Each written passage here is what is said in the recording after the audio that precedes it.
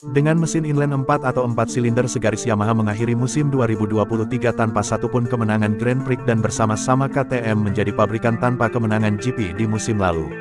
Namun begitu tahun 2024 dan kemungkinan sampai jelang regulasi teknis baru MotoGP datang, pabrikan Jepang ini masih akan terus menggunakan platform mesin yang sangat mereka ketahui ini.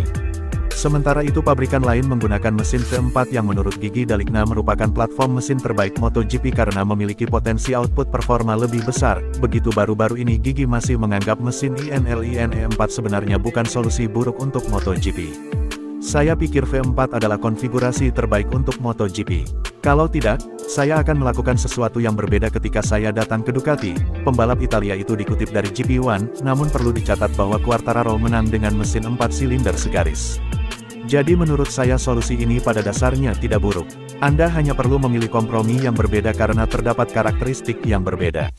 Setiap konsep memiliki kelebihan dan kekurangan. Itu adalah tugas para insinyur untuk meminimalkan kerugian dan memanfaatkan keuntungan semaksimal mungkin. Para insinyur harus menemukan kompromi terbaik. Cuma memang masalahnya saat ini adalah selain masalah ketidakcocokan mesin Yamaha M1 dengan ban Michelin, namun juga keunggulan mesin-mesin inline 4 di tikungan saat ini semakin tipis bedanya dengan mesin-mesin V4 saat mereka dibantu oleh berbagai tools aerodinamika seperti misalnya detail aero ground effect yang memang dibuat khusus untuk menghasilkan downforce saat motor nikung rebah di tikungan. Salah satu yang dinantikan dari MotoGP 2024 adalah aksi Marc Marquez di atas motor Ducati. Andrea Dovizioso, mantan rivalnya, ikut membahas hal tersebut. Dovizioso, yang selama 3 musim beruntun pada periode tahun 2017 sampai tahun 2019 menjadi runner-up MotoGP bersama Ducati, sejatinya memprediksi Francisco Pecco Bagnaia sang juara bertahan akan jadi unggulan teratas di MotoGP 2024. Menurutku, Pecco punya peluang bagus menjadi juara di kejuaraan musim ini, yang dimulai di Qatar pada bulan Maret depan, kata Dovizioso kepada Gazzetta dello Sport yang dilansir Motosan. Sehubungan dengan itu, Andrea Dovizioso tetap menambahkan bahwa boleh jadi usaha Bagnaia menjuarai MotoGP untuk 3 musim berturut-turut kali ini akan lebih sulit. Apalagi kini Marc Marquez juga akan menunggangi Ducati. Pertama-tama, karena para rivalnya sudah lebih memiliki pengalaman menunggangi Ducati dan mereka akan lebih kompetitif, ucapnya.